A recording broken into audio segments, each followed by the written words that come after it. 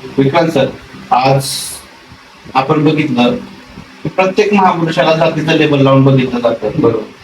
कुठल्याही महापुरुषाला जातीच्या पलीकडे बघितलं जात नाही. शिवाजी महाराज मराठ्यांचे, बाबासाहेब दलितांचे, अण्णाभाऊ मातंगांचे. अशा परिस्थितीमध्ये आज तुम्ही बौद्ध नाहीये, पण बहुजन समाजाचा एक युवक म्हणून तुमच्या आयुष्यात बाबासाहेबांचं स्थान काय आहे?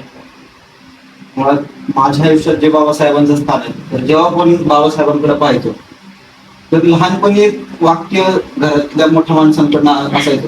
जेव्हा तुम्ही आरामात कुठं तरी बसताना घरात काम शिल्लक आहे, त्यावेळी ते म्हणायचे पोट काय बसलाच बाबासाहेबांसारखं. तर बाबासाहेबांसारखं बसणं म्हणजे काय?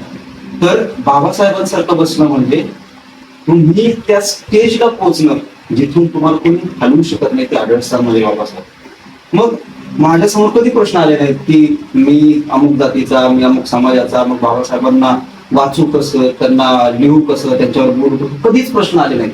कारण बाबासाहेब हे माझ्या वैयक्तिक आयुष्यातल्या संघर्षाचे ते घटक होते जिथून मला प्रेरणा मिळते. त्याच्यामुळे माझ्यासमोर कधीच असे प्रश्न आले नाही.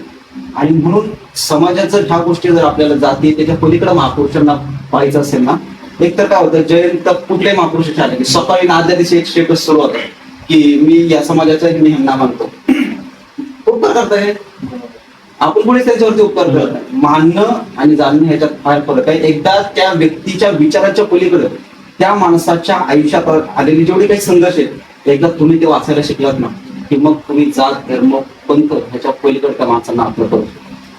तुम्ही आज जयंतीच्या निमित्ताने जे लोक बाबासाहेबांना न वाचता, न समजून घेता बाबासाहेबांचा द्वेष करतात, अशा सर्व तरुणांसाठी, लोकांसाठी तुम्ही काय संदेश द्याल आजच्या जयंतीच्या निमित्ताने? डॉक्टर बाबासाहेब आंबेडकरांची 135वी जयंती आहे. तर जाती धर्माच्या पलीकडे जाताना एक साधं सोपं सरळ आहे की समाजातली जेवढी काही महापुरुष आहेत किंवा जेवढी काही मोठी माणसं आहेत ज्यांनी समाजाला काहीतरी दिले, तर एक साधं सोपं आहे की त्या माणसांनी माझ्यासाठी काहीतरी केलं असेल, त्याच्यामुळे मी आज असा आहे. आणि माझ्या आयुष्यातल्या श्वासांमध्ये काहीतरी त्या माणसाचे हक्क आहेत, एवढं जरी आपल्याला उमगलं साधं सोपं सरळ, त्याचे चरित्र नाही वाचले फार जास्त प्रमाणात तरी चालते. पण किमान मी जे श्वास घेतोय त्या सगळ्यामध्ये कुठं ना एखादा घास, एखादा श्वास त्या माणसात आहे, एवढं जरी आपल्याला उमगलं तरी थोडेसे बाकी मग मला ते पलीकडे ती माणसं आपली होणार.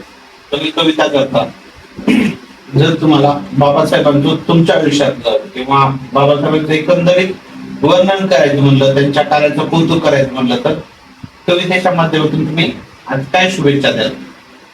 कवितेत पुन्हा तीच कविता घेऊन लोकांना आवडते की एक पोरगा जगासं म्हटला वेशीवर गावाच्या. म्हणजे मी पुन्हा ते सांगते, वैयक्तिक संघर्ष एकदा कळाला की मग ती माणसं आपल्या आयुष्याला फार चिटकून जातात. एक पोरगा जगासं म्हटला वेशीवर गावाच्या, रंग वेगळा आहे का रक्ताचा माझ्या तुमच्या, अहो कान नाक डोळे मोठेही माझ्या पाच हाताला, अहो मी सुद्धा जन्माला आलो आईच्या गर्भाला, अरे जाती धर्मामध्ये का माणूस वाटेला तुम्ही. त्या पोराला प्रश्न पडले, अरे जाती धर्मामध्ये का माणूस वाटला तुम्ही, माणसातले सांगा का हो दलाल झाला तुम्ही, घाव जिव्हारी लागत गेले एकेका प्रश्नाने, उत्तर होते शिक्षण मग पोळून प्यायले त्याने, युगायुगांच्या अंधारातून सूर्य चमकला होता, काळाचं छताड फाडून भीमराय उगवला होता, काळाचं छताड फाडून भीमराय उगवला.